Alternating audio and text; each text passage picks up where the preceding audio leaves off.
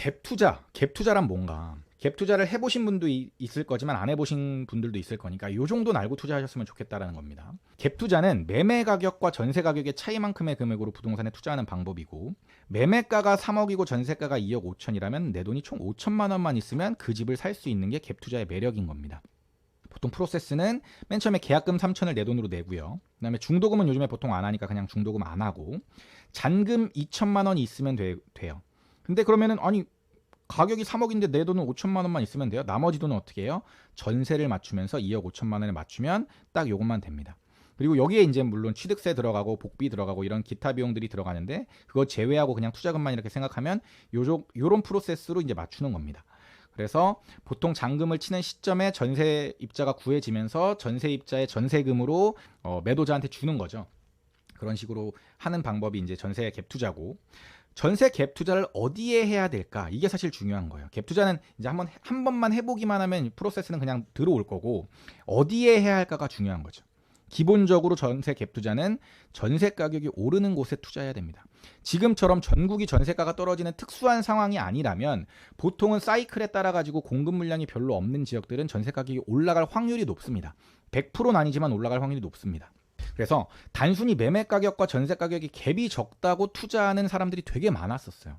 그냥 단순히 제 책 제목도 1,000만 원으로 아파트 투자하자지만 무조건 갭이 1,000만 원이고 5천만 원이고 300만 원이고 이게 중요한 게 아니라 앞으로 전세 가격이 올라갈 수 있는 지역에, 그럴 확률이 높은 지역에 공부를 해가지고 들어갔었어야 되는 거예요. 물론 그마저도 지금 이렇게 예측이 빗나갈 수 있는 걸 인정해야 되는 거고요. 그리고 전세 수요가 꾸준하고 전세가가 많이 오를 수 있는 지역을 선택하는 것이 기본인데, 이것이 2주차 때 1차 필터링에 나오는 인구수랑도 관련이 돼 있는 거고, 일자리, 그 다음에 수요 공급 이런 것들이 다 여기에 관련이 돼 있는 겁니다. 그래서 향후 입주 물량이 많다면 반드시 역전세 리스크에 대비를 해야 되는데, 이런 것들에 대한 생각도 없이 그냥 무작정 투자하시는 분들이 너무나 많았던 거예요. 그래서 뭐 저는 지금 이미 대구를 올해 들어갔지만 되게 빨리 들어간 거라고 생각하고 있습니다. 그런데 대구 같은 데를 들어가면 당연히 역전세에 대한 준비는 해놓고 얼마 정도가 될 건지 미리 다 준비를 빼놨습니다. 저는 현금을. 그래서 들어갈 수가 있는 거죠. 근데 이런 대비 없이 들어가는 게 굉장히 위험한 거라고 제가 말씀드린 거예요. 그래서 영끌하는 거, 역전세 리스크에 대비하지 않는 거, 여유금을 준비해두지 않는 거, 이런 것들이 시장에서 내가 이 시장을 떠날 수 있게 만드는 그런 요인이라는 거를 꼭 명심해 두셔야 됩니다. 그래서 마이너스 통장이라든지 내가 당장 뭐 급전이 필요할 때 빌릴 수 있는 친구라든지 아니면 뭐 가족이라든지 이런 게 있는지를 항상 먼저 파악을 해두시는 게 좋고, 많은 초보 투자자들이 높은 가격의 전세를 맞추려고 노력합니다. 저도 그랬고, 처음에는 무조건 투자금 적게 들어간, 뭐 1,000만 원 갭이면 어떻게든 최대한 비싸게 받아가지고 최고가 전세로 맞춰가지고 투자금 300이나 500 정도로 줄여보려고 엄청나게 노력을 많이 했었는데, 그렇게 많이 투자했던 분들이 역전세 맞으면서 지금 무너지신 분들이 꽤 있거든요. 그러니까 너무 전세가를 높게 맞추는 데 집착하지 말고 내가 역전세가 났을 때 대비를 할 수 있는지에 대해서 생각을 해보는 게 더 먼저인 것 같아요. 그래서 항상 리스크 관리를 같이 해야 된다, 이런 거고, 평균 전세가율 대비 현재 전세가율을 체크하라는 건 이런 의미입니다. 이런 아파트가 있으면 예를 들면 지금 평균 전세가율이 79%입니다. 그런데 가장 좋았던 타이밍이 그럼 언제일까요? 얘는 이 아파트의 평균 전세가율은 한 79, 80 정도 되는 겁니다. 그런데 요 타이밍에 지금 평균 전세가율이 얼마죠? 90%대까지 있네요. 102%도 있었다. 갭이 102%. 오히려 전세가가 높았을 때가 있습니다. 이때가 가장 좋았었던 타이밍인 거죠. 평균 전세가율보다 지금 시점에 전세가율이 높을 때가 보통은 투자하기 좋을 확률이 높습니다. 이 전세가율이 높다라는 건 갭이 적다라는 의미고, 이 갭이 적다라는 건 투자금이 적게 들어간다라는 의미니까. 그러니까 이럴 때는 수원인데 무피 투자가 가능해? 뭐 이런 개념이었던 거죠. 그러면 가장 안 좋은 시기는 언제일까요? 이렇게 가격이 올라가면서 보통은 매매 가격이 전세 가격보다 훨씬 더 많이 올라가면서 전세가율이 지금 49.3까지 떨어진 거 보이시죠? 이렇게 떨어졌을 때가 투자하기가 가장 안 좋고, 이 아파트가 가장 고평가되어 있는 시기인 겁니다.